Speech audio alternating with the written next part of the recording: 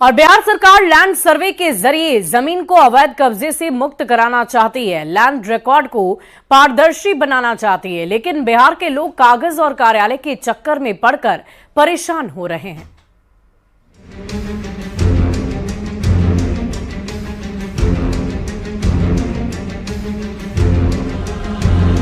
भूमि सर्वेक्षण, land survey, ये शब्द आजकल बिहार के हर चौक चौराहे और बैठकी में चर्चा का विषय है, क्योंकि बिहार सरकार ने भूमि सर्वेक्षण का काम शुरू कर दिया है।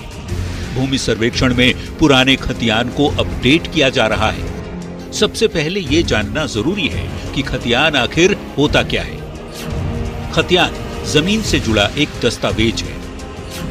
खतियान में जमीन से जुड़ी सभी जानकारियां होती हैं, जैसे कि जमीन मालिक का नाम, जमीन मालिक के पिता का नाम, जमीन का रकबा, प्लॉट नंबर, मौजा का नाम, चौहद्दी और जिला भी इसमें दर्ज होता है।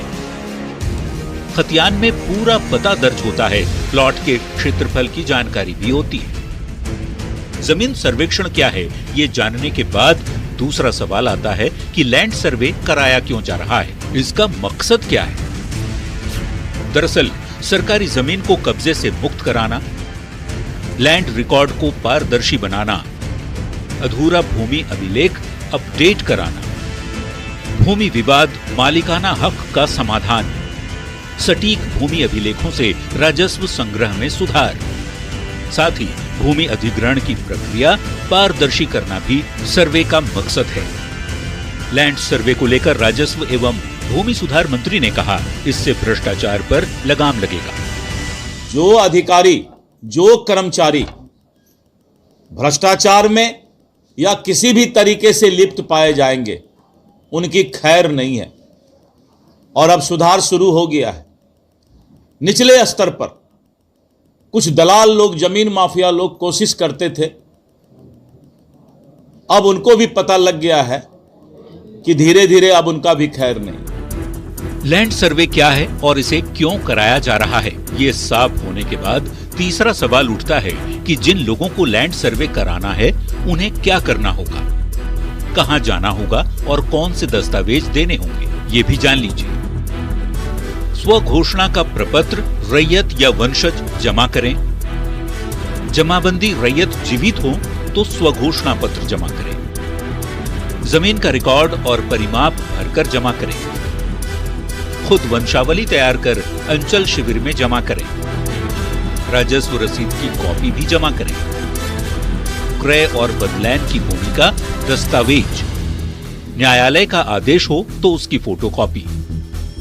वंशावली पर पंचायत प्रतिनिधि का हस्ताक्षर जरूरी नहीं है। खतियान की सच्ची प्रतिलिपि की जरूरत भी नहीं है। राजस्व रसीद की अपडेट प्रति आवश्यक नहीं है, जबकि खामियों के सुधार के लिए 3 मौके मिलेंगे।